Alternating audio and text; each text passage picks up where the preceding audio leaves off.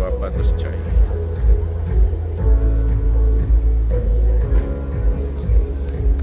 Maayong buntag, Cebu! Isa'y mga Bisaya diri. Bisaya na tanan, o Bisaya ka. Ako di ay si Miss Jeremy Daclan, or just call me Chay. Akong journey, ako istorya ninyo karon about sa sales clerk before, karon financial advocate na.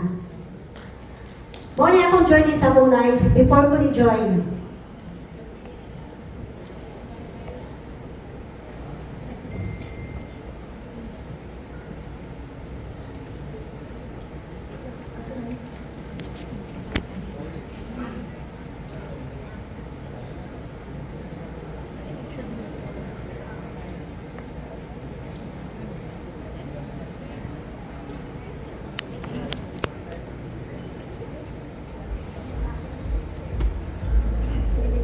I was 5 years old. Nabiyaan na among mama, wala na ko'y mama. At that time, tulungi ka mo igsuon. Ang among kamanghuran, 8 years old. Akong maguwang 7 years old. Gibiyaan niya sa akong mama. Iyang gibiyaan, gipasandan niya, gibilin niya sa ako ang papa. At that time, grabe ka lisod. I am the second of the family. Kana di ka ma-feel mo nga wag ka suway pagkabata. Murag, wag ka suway duwa umunik ka. Wag ka feel na duwa ka kauban sa iyong silingan. Kaya na, ang imong papa na ninyo pag inuglain. Unya nga mo pa yung stepmother. Grabe. Grabe ka maldita. As in, to the max. Every time magduwa ka, bunalan ka. Every time na mulaag ka, kasapaan ka. Wag ka feel nga. O siya kay bawa, kung bata ka, kailangan ka anak. But at that time, muhilag ka, kung di ka pwede musukol ka, bunalan kang samot.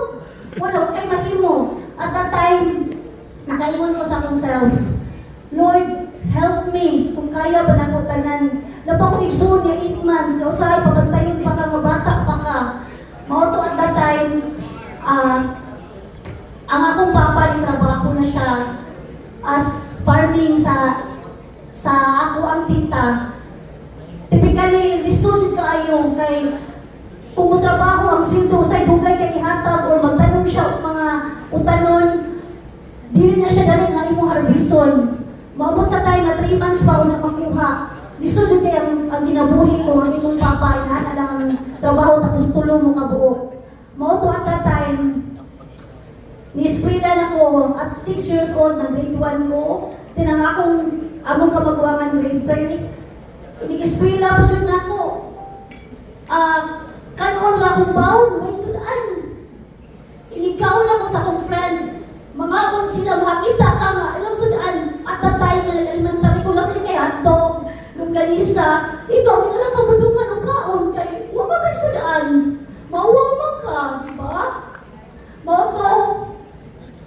Every time mo kaon sila, usahay kay, wala kay sudan. Ngayon ko nila, ay busog man ko. Pero ako, basta niya mag-smile, busog man ko kay, busog kay, kaon naman ko dahil sa balay.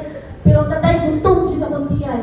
Iniduwa nila kay naman yung circle of friends, kay time namin kabuo, muadto ko sa CR, kuhaon ako akong kanon, adto ko mukaon, nung akong luhas ito, Lord, inani ko hangtod sa hangtod.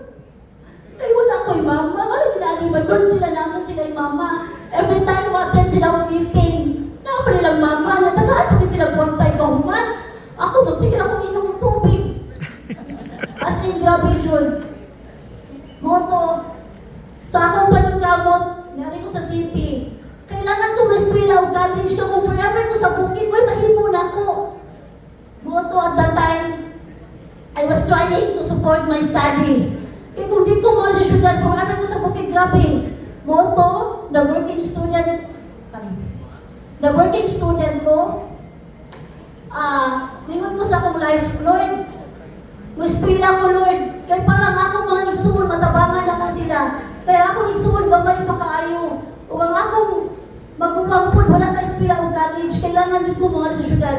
Moto ni Ari ko, nag-working student ko, ni-eskwela ko sa UC, nag-secretary ko sa akong auntie, maglakaw ko from Capitol to UC. Basit kailangan mo na ako katong bata sa unang masilakaw, nagasingot-singot lang ang agi, nga usahay kay manasmag na lang sa kagutom, kaya nga akong kaon, hindi pamahaw, white rabbit, ikaw to, white rabbit, ikagabi mo kaon sa kanon, kay makuyapan ako.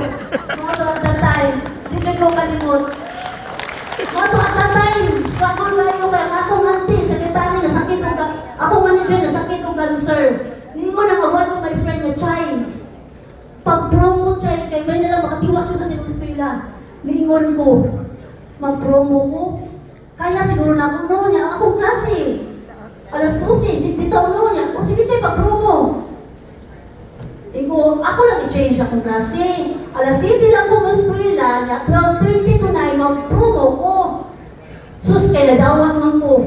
Kaya pag-interview na ko, ipamutan ko sa trabaho sa akong parents, ukulsa ko sa una, hindi ko naman po nga.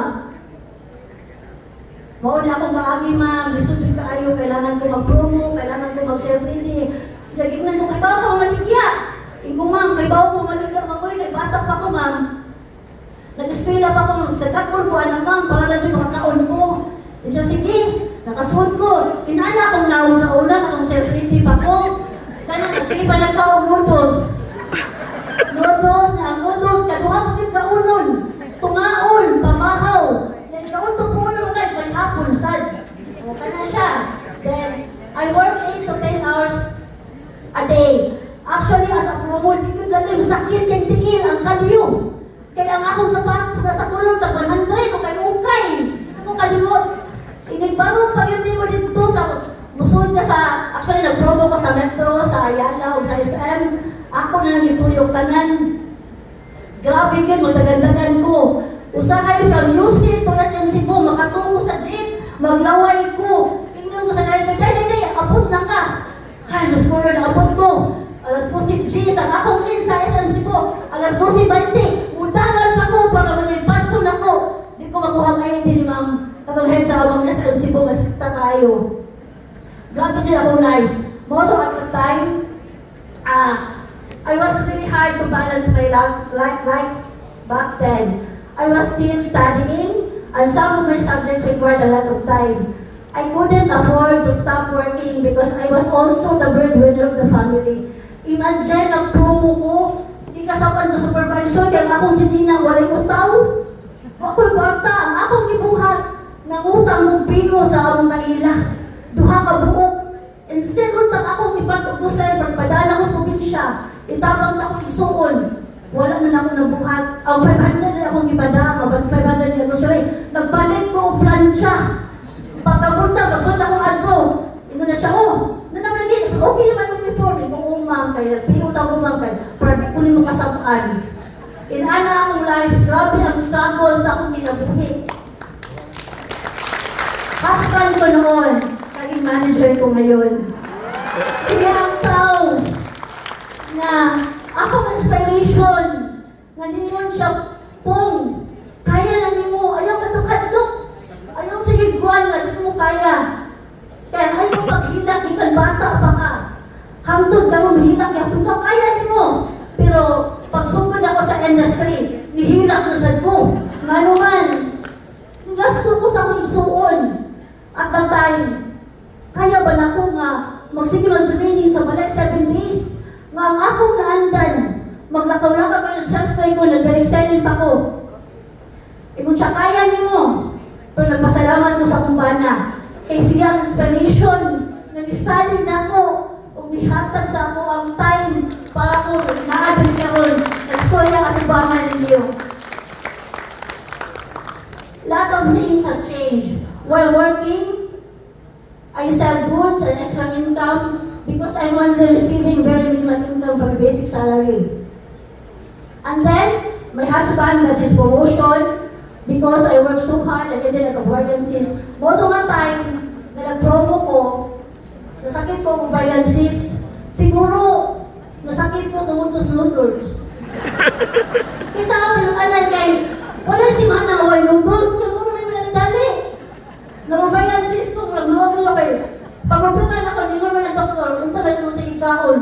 Tinigol ko sa una, Dok, noodles na ito. Wala siya, halos every week. I decided to stop working sales clerk and operahan ko.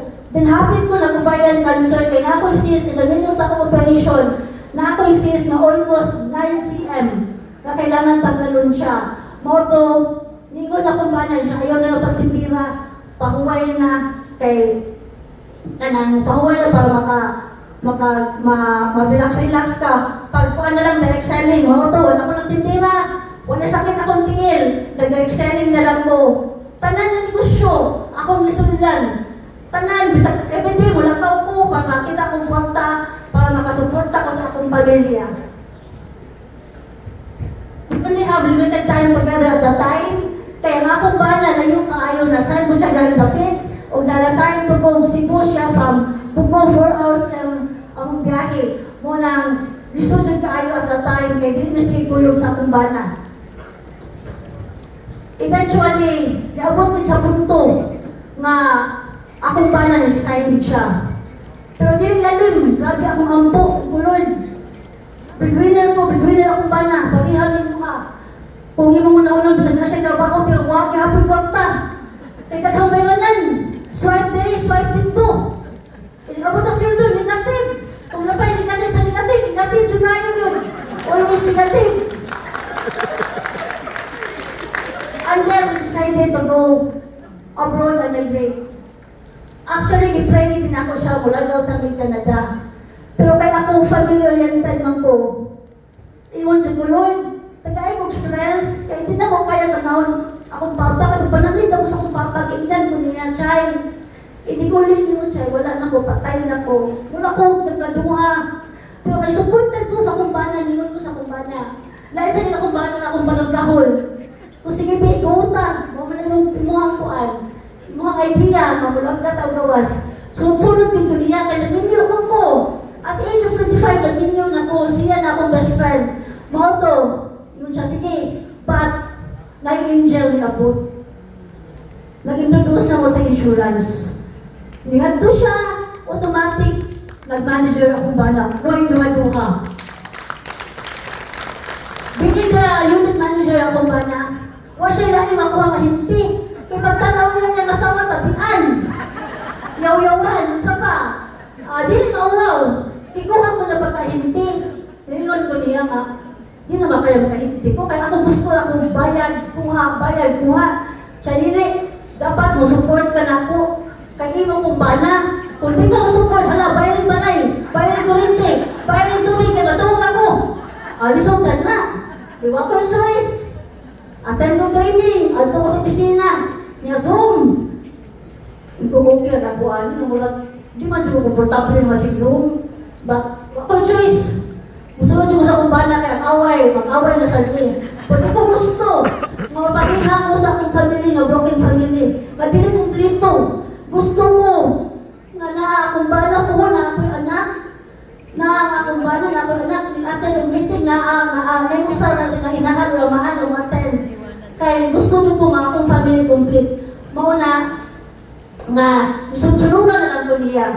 But wala ko nagmahay, kaya ni-trauma ko. Tungod niya na, usap man akong life. Wala na ko ikaw ng models. Fear of talking about money. Kaya iwan ko sa una, Lord, kaya na akong mag-istorya ang tao, wala na ko'y kwarta. Ang ilang nalilahan ako man si Chay, nga sige bit-bit o plastic sa una from Capitol to UC, si Kiripir sa mga maestra, o direct selling. Kaya na ako, Lord. But, di kaya rin ako tanan. Fear of rejections. Kanang fear of rejections, wala kitang tanan nakasuway ta na. Usa ko sa nakasuway ana. Uwan og init, hila ko. Kanang hila, nag-adto nimo, wala kang tumaasa ng kayan. Kanang nanaan-check, human, wala ni dayon, nakasuway ko ana. Bagay kaya na ko tanan. Tungkol sa mga mentor, sa akong EM, sa akong UM, sa akong PM, sa mga UM ko na nakadiling akong kaila. Salamat kayo ninyo, kay usama sa akong inspiration. 3. I'm feeling tired and pressure from all the training.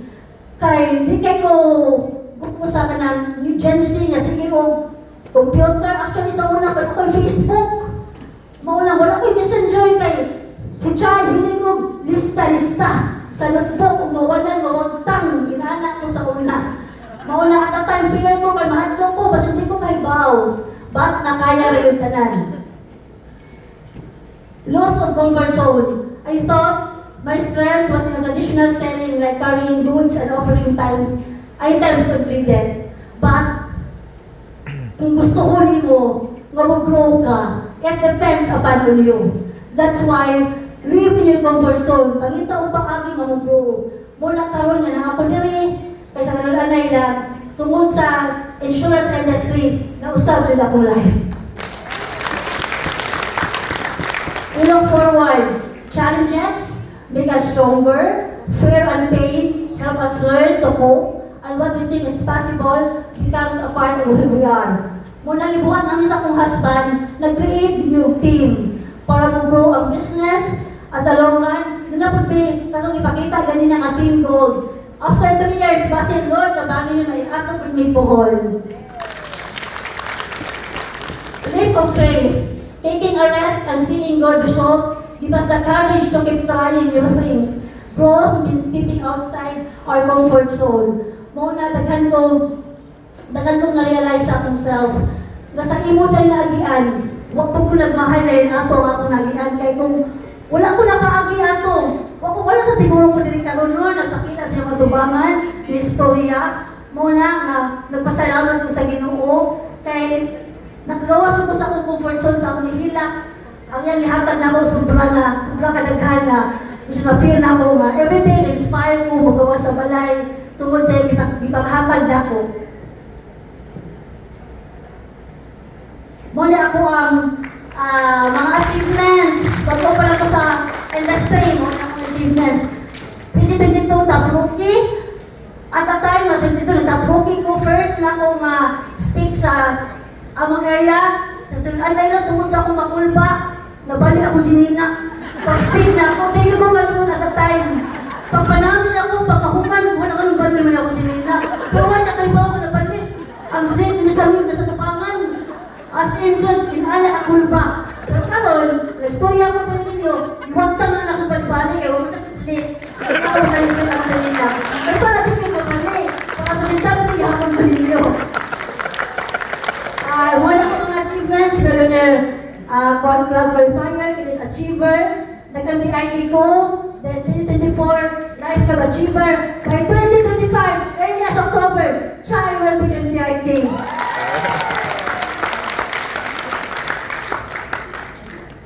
Mona, from sales lady to now a financial advocate, ug daghang salamat kaayo din yung tanan.